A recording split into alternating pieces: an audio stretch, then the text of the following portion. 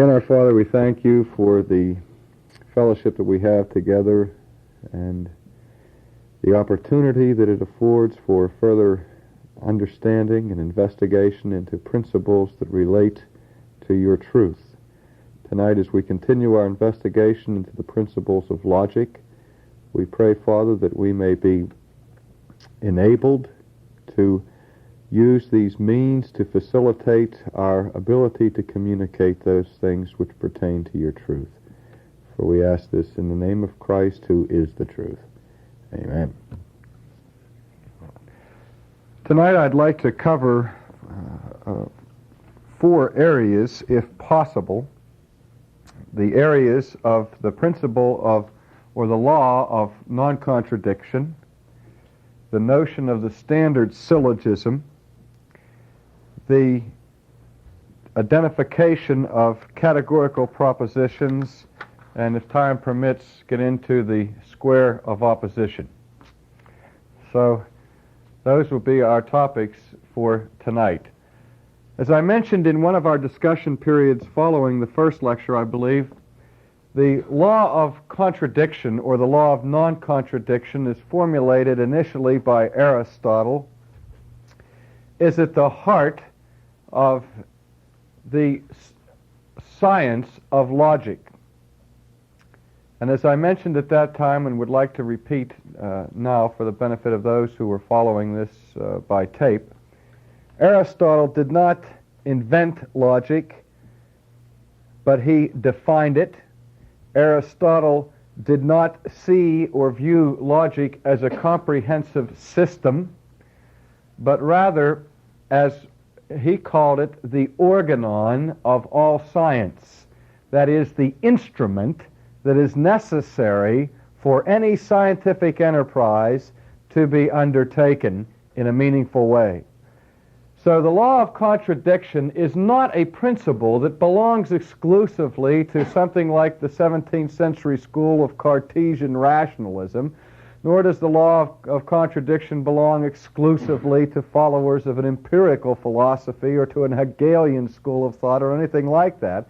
But the law of non-contradiction is a principle or an instrument for any form of meaningful discourse or of meaningful scientific enterprise. All of the sciences use it and depend upon it as an instrument in acquiring information and making judgments of truth. Now, it's for that reason that I think it's imperative that the Christian come to an understanding of the notion of the law of non-contradiction, because without it, the very Word of God becomes meaningless nonsense. The Scripture itself constantly speaks in logical categories. That is to say, it speaks with a proper relationship of verbs and subjects. Words like therefore and because and other forms of speech that suggest rational progression of thought are used throughout the Scriptures.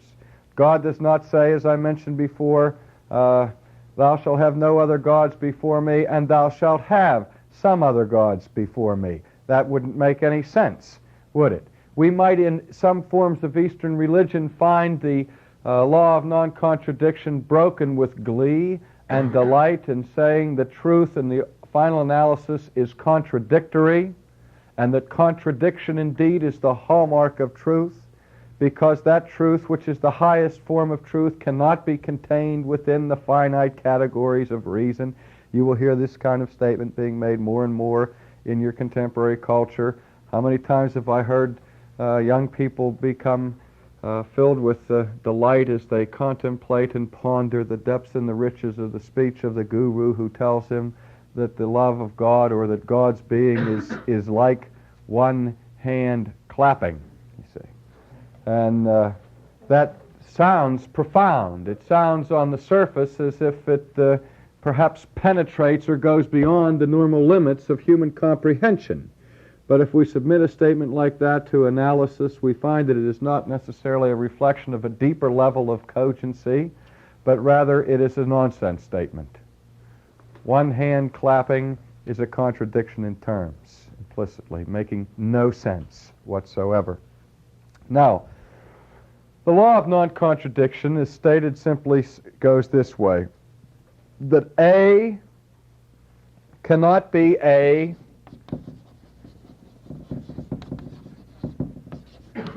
and non-A at the same time.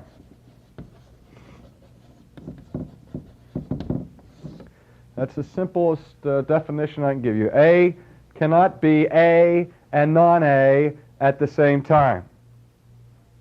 I'd like to give you a couple of illustrations from my own experience in the teaching world dealing with blatant violations of this principle, a kind of example that you meet frequently. I remember talking to a girl who was a student at a college in the Pittsburgh area, and we were discussing the question of the existence of God, and I told her how I believed that there was a God and tried to give her evidence to substantiate that belief, etc. And she told me that she was convinced that there was no God.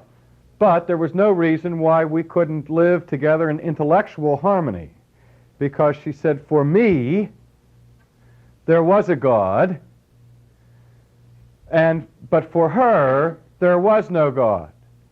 And for her, the statement, there is no God, was a true statement, and for me, the statement, there is a God, is a true statement. And I tried to deal with this girl and show her that objectively considered, both of us could not be right. And in this case, we could also both not be wrong.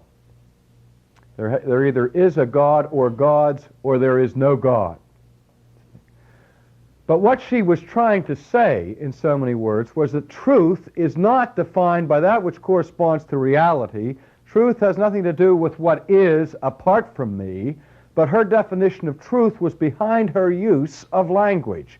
She was saying that the truth is that which I, as an individual, subjectively find meaningful in my own existence. That's the criterion for truth. And since for me I don't get anything out of believing in God, I don't get my jollies out of going to church or praying or having some kind of spiritual encounter with deity, for me I find that the cipher God utterly meaningless, and so for me, in my category of truth, there is no God. Yet you, Mr. Sproul, you believe in God, you find it meaningful, you find some meaning and destiny to your own existence, you perhaps experience some kind of subjective feelings of forgiveness in association with this deity, and for you, there is a God. But I desperately tried to get this girl to deal with the question, well, apart from what is meaningful to me, and apart from what is meaningful to you, is there in fact a God out there? You see, to whom we are both responsible. I said, because it seems to me that if there is a God outside of you and apart from you, if the God that I believe in exists, then he exists not only for me, but he exists for you as well. And the thing that frightens me is that if the God that I believe in exists, and if he is true for me, you see, then that one that I believe in, who exists outside of myself, is the one to whom you are ultimately responsible. And if you choose not to believe in him, if you choose not to worship him, if you just choose to decree that he is irrelevant, insignificant, and meaningless to your personal existence, that is not going to change the fact that he is, and that you are still responsible to him. You may not be in what you would call a meaningful relationship with that God, but that does not destroy the fact that you are in a relationship to that God, presently a relationship that is entirely negative, a relationship that has your eternal existence hanging in the balance. On the other hand, if there is no God, and I believe in him with all of my heart, pray to him with all of my soul, do evangelistic work with all the fervor and zeal I can muster, and find all kinds of meaningful existential thrill out of my alleged communication with him, if in fact he does not exist apart from me, then all of my believing, all of my zeal, even if I give my life to be burned for him, that's not going to bring him into existence. Because one thing I'm convinced of inductively at this point in my life is that I do not have the ability to bring into being an eternal being, you see. who did not exist prior to my act of creation. That in itself would be a violation of principles of contradiction, wouldn't it? For me to create an eternally existent being. There's no way in the world I can make a being who does not exist tonight, make him tomorrow morning, and make him tomorrow morning eternal. Because he can't be eternal tomorrow and not exist today. Do you see that? See? So it's only when we step over the law of non-contradiction can we get in conversations like this that in the final analysis end in an absolute relativism or subjectivism in which realm no one lives. Let me say that again. No one lives their life in the realm of absurdity absolutely. This is one of the things I think that Francis Schaeffer has pointed out so brilliantly and cogently in the works that he has produced. The fact is that people may deny the validity of the law of contradiction. They may say that it's only a formal matter, a formal principle that has no material relevance to my life, that truth is contradictory, and that they no longer hold to the cogency of the law of non-contradiction. But Schaeffer has demonstrated that nobody lives by that creed. See, for very long, anyway. Because if I drive my car down the highway, the first intersection I come to, if I look out in that highway and I see that there's a Mack truck coming up there 80 miles an hour, I don't act on the principle that there can be a Mack truck there in that spot where I'm about to intersect that highway and not be a Mack truck there at the same time.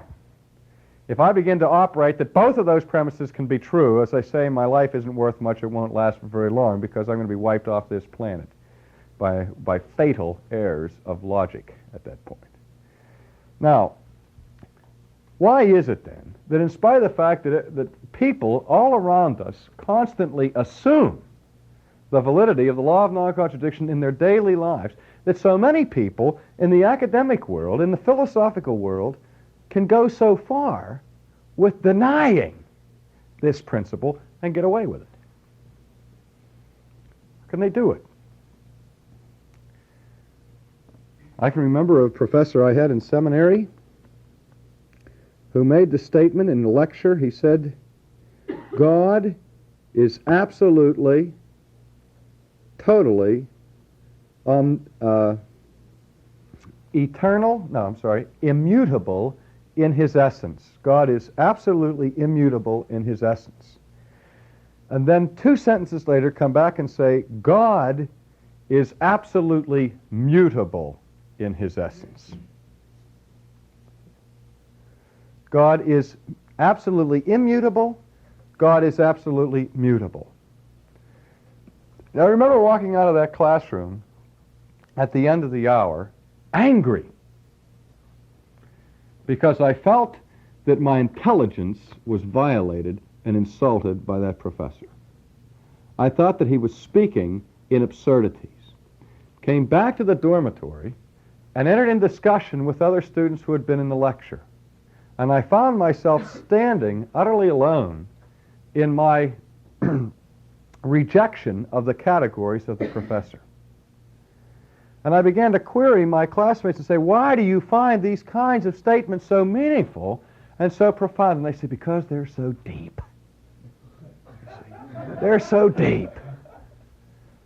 See, the student walks into the classroom with a certain level of respect for the professor. He realizes if he's at all aware of what the situation is, that professor is far more knowledgeable, far more educated in his field than the student is. That's why the professor's the professor and the student's the student. And when a man stands in front of an audience, in front of a group, and says a statement like that God is absolutely immutable in his essence, and God is absolutely mutable in his essence, if he does it in such a way, that is, if he screws up his forehead and looks rather pensively towards his students and speaks in a deliberate and perhaps even a hushed tone of voice, the kind of tone of voice that we might assume if we were about to say something deep, penetrating, and profound. And the student hears the contradiction. And he says what? Well, boy, I don't see how those two can square together. That sounds like it doesn't make sense to me, but it must be me. See? It must be that I'm not educated enough to see. It must be that I can't think as deeply and as profoundly as my professor. He must understand this concept at a level that transcends my knowledge. And so I'll just sit there and say, wow, is that heavy? I tried to illustrate this principle in a senior class in philosophy in a seminary in Philadelphia a few years ago. We had seminary students in there at the senior level who, as I say, had 4 years of college and now were in their last year of seminary. They had several hours of philosophy. Some of them were philosophy majors in undergraduate school.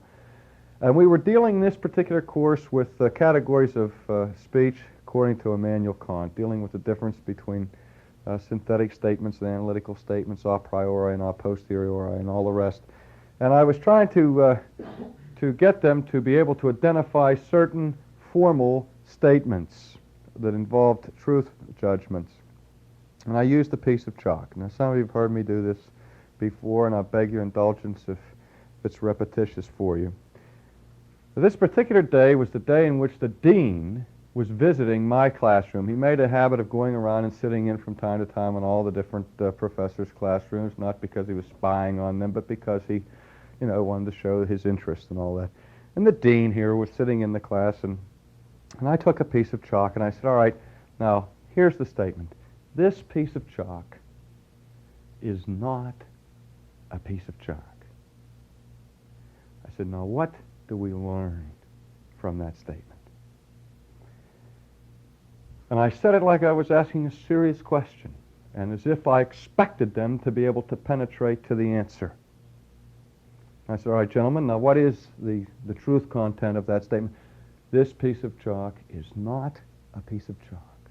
What do I mean by that? The kid sat there in stunned silence for a moment, thinking. You could see, you could sense the atmosphere of heavy concentration. Finally, a student who happened to be a student who was a philosophy major and a very brilliant fella. As a matter of fact, he was a student who already had his PhD in another field, who was in the class studying for his seminary degree. And he said, well, what you mean by that is that piece of chalk is not really a piece of chalk. It only seems to be a piece of chalk. Only gives the outward appearance of being it. And I said, you mean like it might have the accidents of chalk, but the substance of something else? No. I said, it's just not really a piece of chalk. And I said, which piece of chalk is that you're talking about? He said, that piece of chalk. I said, this piece of chalk here? And he said, yes, that piece of chalk here. I said, but don't you see, Dr. Sunshine, this piece of chalk is not a piece of chalk. So why do you stand there and call it a piece of chalk? And I came on rather strong with the guy, and as soon as someone intimidating circumstances, he backed down, and he said, well, I guess that's not the answer you're looking for. And I said, it's not. And so he backed away. And so finally I said, come on now, you guys. You know, you've been studying enough to know by now what is the significance of a statement like that. And finally the dean, who was feeling embarrassed by his silence because he was caught up in all of the concentration of the moment, raised his hand. And I said, well, the dean's going to solve the question for us. I really put him on the spot, made a lot of knowledge out of that, and lost my job. But he said, well, what you mean is that particular piece of chalk isn't really a piece of chalk. I said, I got it. This particular one, not chalkness now. We're not talking Platonic realms of idealism or essences, but it's this particular piece of chalk that you have your eye on. Now, that one's the one that's not a piece of chalk. And he said, yes, that's what I mean. I said, okay, now, which one was that again? He said, this particular piece. I said, but I told you that piece of chalk isn't a piece of chalk. This particular piece of chalk is particularly the piece of chalk I'm trying to communicate to you is not a piece of chalk. And he got the point. He got all nervous. I said, come on, gentlemen, we can't waste all afternoon with this business. Now, what do you learn from that? Now, here was the beautiful thing. There was a man auditing the class who was not one of the students taking the course for credit. He was about 55 years old, and he was the bishop of the African Methodist Episcopal Zion Church of Norristown, Pennsylvania. He weighed about 295 pounds, something like that. He's an enormous man.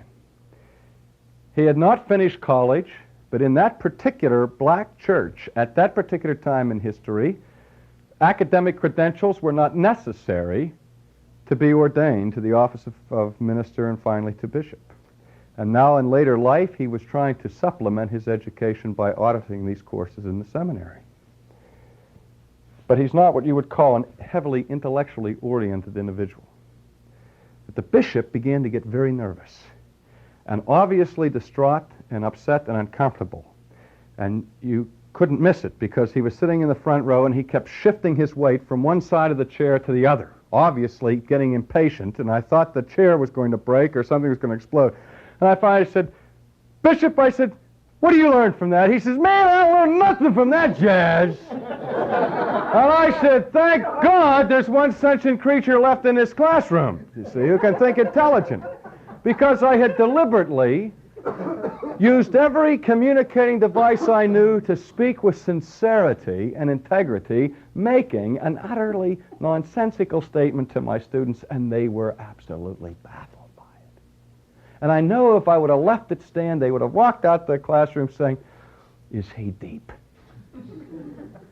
Now, the other half of the illustration is the one that I can't resist using tonight, because it involves someone who's in this room and at whose expense I've used this illustration maybe 30, 40 times in public speaking before, and I don't think he's ever been there to hear it, and I think it's only fair to repeat it since he is here tonight. Happened on an occasion when I was speaking in chapel at Westminster College, when I was teaching philosophy there, and I was speaking on the theme existential autonomy and Christian freedom. And I gave a rather noisy and excitable critique of certain existentialists of the day and a response to their positions from the Christian faith. And I got a little bit emotive and expressive and all of that while I was carrying forth from the lectern of the chapel. And immediately after the chapel service, our class met in philosophy, and this young man was in the class. And he was beside himself with enthusiasm and excitement about my chapel talk. And he came up to me at the beginning of class, and he said, he could hardly contain himself. He was so excited. He says, "Mrs. Boyce, that was the greatest chapel talk I have ever heard in my life." And I'm beginning to think, this guy's a pretty sharp cookie, see? He knows a good chapel talk when he hears one, see? And he goes on and on, talking about, he says, "I was so moved by it. It was so exciting." He said, "It's just so great to see a man stand up in this day and age who believes in what he's saying and who will say it with gusto and with existential dynamism and put all of the passion of his being into what that he's saying." And I said, "Bill," I said, "I thank you very much." I said, "But what did I say?" And he had no idea what I said. But he dug it. He loved it because it was passionate, see? It moved him, but he didn't know what I was saying. So much, can be done without reference to the law of contradiction in this day and age, as is evidenced by Madison Avenue, that many people are inclined to say, who needs it? You need it. The church needs it. See, science needs it. We all need to understand what's involved with this principle. So let's get it together, okay? Now, let me make a distinction for you between a contradiction and a paradox. Or let me ask you this. Is there a difference at all between the terms paradox and contradiction? Bill? The way paradox is defined by people today, they don't intend any difference. Right, it's true, and you'll find in most dictionaries as an alternate definition of the term paradox that which is contradictory, and it's perfectly proper to define it that way according to the canons of customary usage in definition. And it's true that many people do use them as synonyms, and perhaps the dictionaries of tomorrow will make them utter synonyms. But classically, that's not the case, and I should rephrase my question to state, what's the classic distinction between a paradox and a contradiction? Paradox and apparent contradiction. Yes. Not resolvable in finite context. May or may not be resolved. But the emphasis there is on the apparent or the seeming contradictory character. That we have the category, the reason why we had two different words is a contradiction of that which is clearly violates the law of non-contradiction. A paradox, it's one of those things that at first glance may cause us to think that this may violate, or it seems like it violates the law of contradiction. And perhaps at second glance we'll see that it's simply mysterious, or even at second or third or fourth glance we may be able, through closer analysis, to resolve it. But it's an apparent contradiction, see, rather than an actual contradiction. A classic example, one that I've used in here before, is the principle of the Trinity. How many times have people said to me that the Trinity, they don't believe the Trinity because it's contradictory? I also heard people say they believe in the Trinity because it's contradictory, because contradiction is the hallmark of truth, etc. But people will say that the Trinity is contradictory. And I say, why? Because you believe in three gods and you believe in one God. I say, well, if we said that we believe in three gods, but we believe in only one God, we would be violating the law of contradiction. If we said that we believe that God is one in essence and three in essence, we would be violating the law of contradiction. If we said that God is three persons in one person, we would be violating the law of contradiction. But if we say God is one in essence, that's God is A, unity of essence, or A, all God, all A is B, unity of essence, we predicate a unity of essence to God in the first instance, and then say, but three in persons, then we're talking about a different predicate. We're talking about a different category. We're not violating the law of contradiction. We may be uttering a mystery that nobody can penetrate and make transparent for us, but it is not formally, under analysis, a violation of the law of contradiction. It may sound that way, it may look that way, and appear to be a paradox. But in the final analysis, if we analyze it, it's not formally a violation. All right, well, having said that by way of introduction to the principle or the law of non-contradiction, let's go on with the use of it in logic to the standard syllogism. The standard syllogism. A syllogism, in its simple form, is simply a form or structure of thought by which a conclusion is inferred from two premises. A conclusion is inferred from two premises. You've probably all heard the classic example, the syllogism, all men are mortal, Socrates is a man, therefore what? Socrates is mortal. So you have two premises and a conclusion that is inferred deductively from the premises. Now, the syllogism is composed of the following terms. There's the major term, the minor term,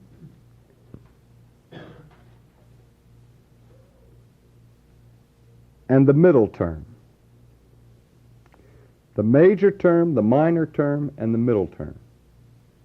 And if we're going to be able to understand the language of logic, the lingo, the jargon, the nomenclature of the logician, I think it might help us to understand the meaning of major term, minor term, middle term. Here's a definition of the major term. See if you can get a hold of this. The major term is the predicate term of the conclusion. Now, the point of definition is always hopefully to give us clarity and not obscurity. Now, maybe I've just obscured the meaning of major term by defining it in terms of the predicate of the conclusion. Because unless you know what the predicate of the conclusion is, it's not going to be too helpful to you to know that that happens to be the major term. All right? when we talk about the predicate of the conclusion, what do we mean? Let's look at our syllogism. All men are mortal. Socrates is a man. Therefore, Socrates is mortal. What's the predicate? Word there would be the predicate term of the conclusion. Mortal. That is, mortality is being predicated to Socrates. Socrates is what in the sentence? What part of speech does he represent in the sentence? The subject, about which something, you see, some information is added. Something is predicated about him. So here the major term is that which is predicated in the conclusion. So the major term of the syllogism is what? Mortal. All right. Is the conclusion the only place we find the major term? No, we find it in one of the premises. We find it in the first premise in this case, do we not? All men are mortal. Yes?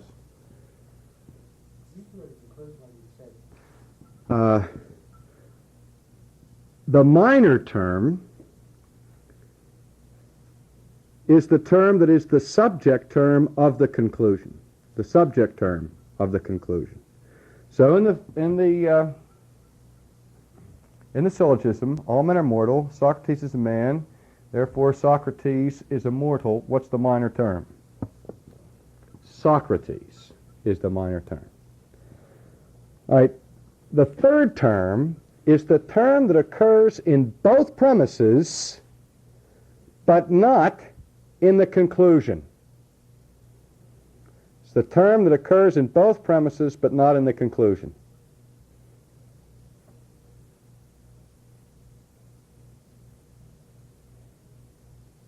All men are mortal. Socrates is a man. Therefore, Socrates is mortal. What term is found in the man or men? Okay, the term man. Now, that's the middle term. It's not found in the conclusion. What if we had a syllogism went like this? All men are mortal. Socrates is a dog. Okay?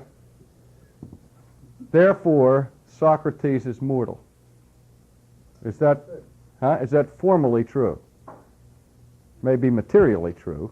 Dog might be mortal too, but is it true by inference from the premises? What's wrong with that? It doesn't have all the parts. What part? What part is excluded?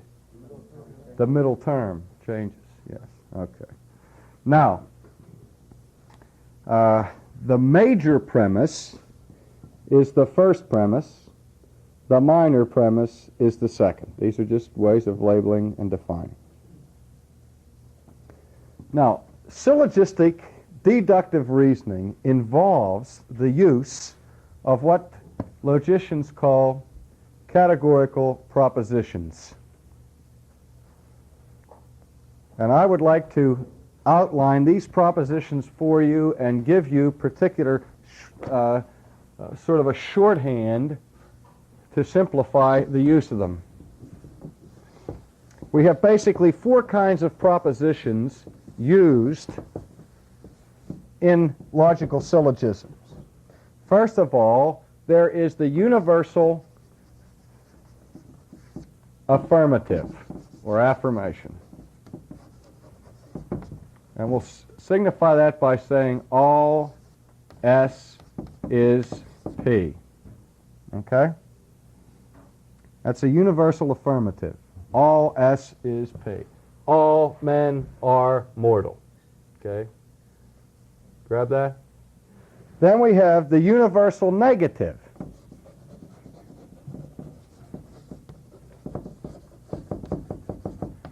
Which is what? No S is what? P. No men are mortal would be a universal negation, you see, of a particular predicate. Then we have what's called the particular affirmative. What do you suppose? How do you suppose we'd outline that? Some S is P. All right? And fourthly, we have the particular what? Negative. And that would be what? Some S is not P. Those are the first, or the basic four kinds of universal categorical propositions that we find in syllogisms. Can universal affirmative be also no S is no P? No men are not immortal?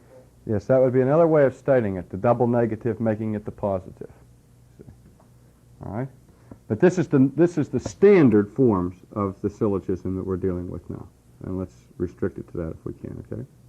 Now, but when you get into the finer points, you change, you reduce these things to affirmations, positive, negative, particular, universal, the same way you do with arithmetic. There's a certain sense which mathematics is a kind of logic, of symbolic logic.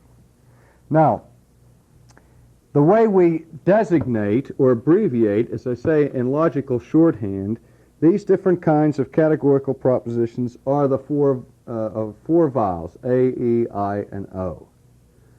First four vowels in our A, E, I, O, and U thing. A, E, I, O. The A form is for the universal affirmative. The E stands for the universal negative. The I stands for the particular affirmative, and the O stands for the particular negative. A, E, I, O. Now, if you want a way to remember these little abbreviations, do you remember how when you went to grade school and you learned the names of the notes on the scale? C, D, E, F, G, A, B, C. But how did you know which ones were on the lines and which ones were on the faces? Which are on the, in the spaces? Which were the spaces notes? F-A-C-E.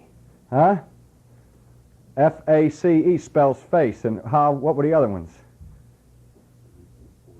Every good boy does fine. E, G, B, D, and F. Huh? No. No, that's no good.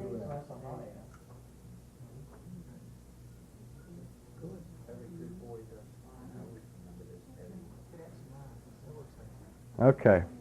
Now, it's the same kind of way we understand these A, E, I, and O's. The Latin word for affirmative is the word affirmo. What are the first two vowels of the Latin word affirmo? Huh? First two vowels. A and I. So your affirmative propositions are the A and the I. The A is the universal affirmative. The I is the particular affirmative. The Latin word for negative is nego, and that has the vowels E and O. So your E and your O are your universal negative and your particular negative. All right? Now, in the time that we have left, I'd like to draw on the blackboard a diagram called the square of opposition, which gives you a graphic way of understanding how to make immediate inferences from categorical propositions.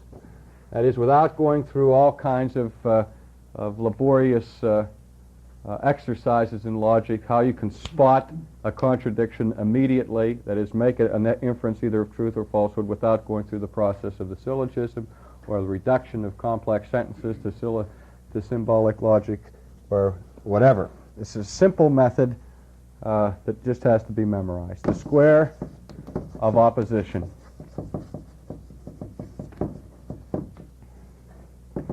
The square is made by the letter A at the top left, and across from it the letter E, Below the A, at the bottom of the square in the left-hand bottom corner, is the I. And at the right-hand bottom corner, immediately across from the I, underneath the E, and diagonal from the A, is the O. Those are at the four corners of the square.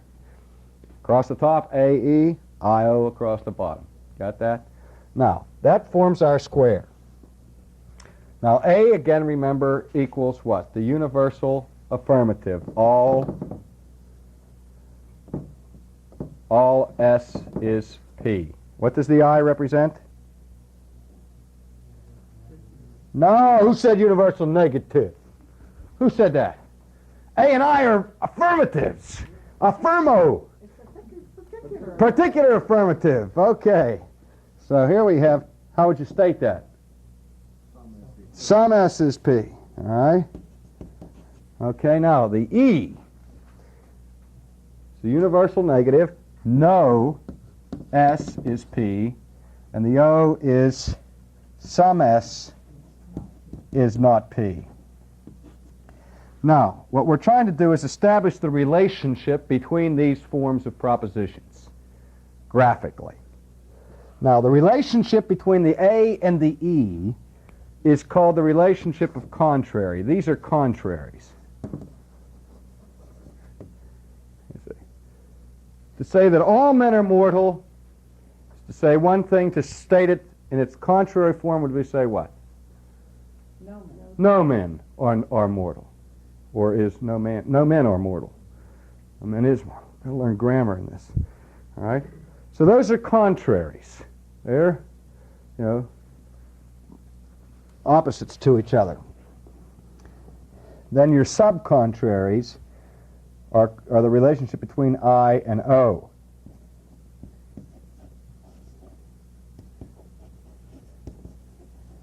We'll get into that more later. What's the relationship between I and A and E and O? Call it subordination. But if all S is P, what does that say about some S? All right. If the statement, if A is true, is I also true? If A is true, is I true too? If all A is true, is some of A true? Yes, okay. If I is true, is A necessarily true? No. May it be true? Yes, but not necessarily true. Right? All right. If E is true, is O true? Huh? If no S is P, would it be also true that some S is... No S is P. Is it also true that some S is not P? Yes. Okay. If some S is not P, would it be also true that no S is P? Maybe. Maybe. Now, the thing that's most important to learn in this square of opposition are the diagonals for benefits of immediate inference. The diagonals, both sides, are contradictions. There's your contradictions. Either way. Okay? E contradicts I. A contradicts O. If all A is P, that's the A statement. I'm sorry, if all S is P, can it also be true that some S is not P? All right, now what I'd like to do is give you some statements and have some exercises to see if you can apply the square of opposition, practically speaking. Now, if we affirm the following statement to be true, what about the ones that come after it? All right, here's the statement. All successful executives are intelligent men. All successful executives are intelligent men. Now, we're not debating the truth or falseness of that premise right now. We're assuming it to be true. Granted, it's a very perilous assumption in this day and age. But for the purposes of formal reasoning, let's allow the assumption to stand. All successful executives are intelligent men. What does that say about this statement? No successful executives are intelligent men.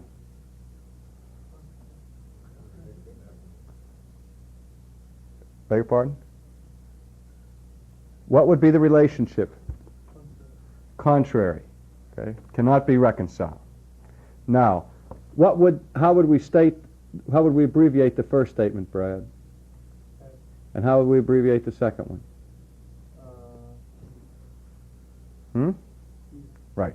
Okay. Now here's the next one. Some successful executives are intelligent men. That's an I. So what's the relationship?